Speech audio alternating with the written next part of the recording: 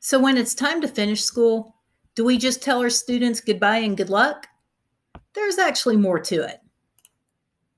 Most IEPs will require a summary of performance. Some districts may have a different term for it, such as summary of academic performance or something else. Nonetheless, this is all the legally required summary of performance. It's a document that is included when exiting from services. It's more than just a piece of paper, though. It's intended to help students as they pursue support in their adult world.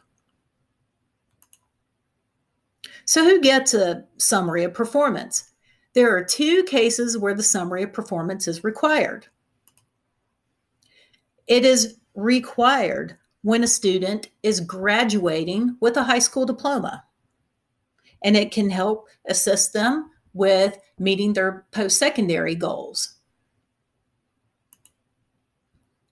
It is also required of students who are aging out of IDEA eligibility. And so in Michigan, that means the only reason they are leaving is because they're turning 26. Once again, the information and the summary of performance will assist them with pursuing support and meeting their post-secondary goals. Now, those are the two instances in which the summary of performance is required, but it actually is still recommended that school districts provide this for any student who leaves school.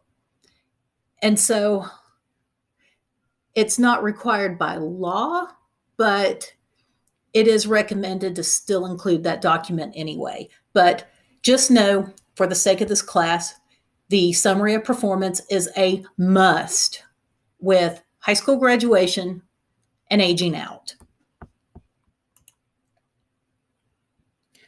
So this is the final IEP document, and it's a database summary of the student's academic achievement, functional performance, and recommendations for supports going forward.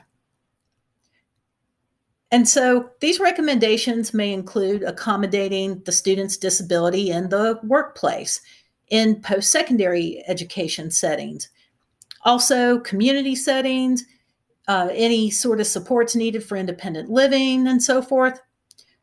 But the difference at this point is that IDEA no longer applies. So that means whatever is in the summary of performance is intended to help and inform while this adult is pursuing supports in the real world, but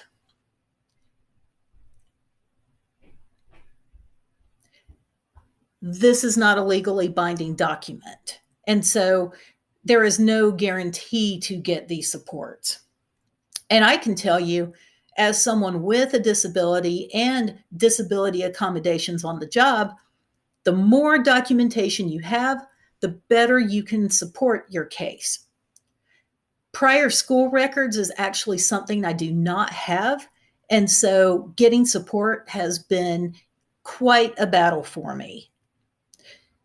If a person has supporting evidence that goes back to the school days, such as the information contained in this SOP document, then it makes it a lot easier for them to go through the Higher Education Disability Services Office or go through human resources at their job and get the accommodations that they need.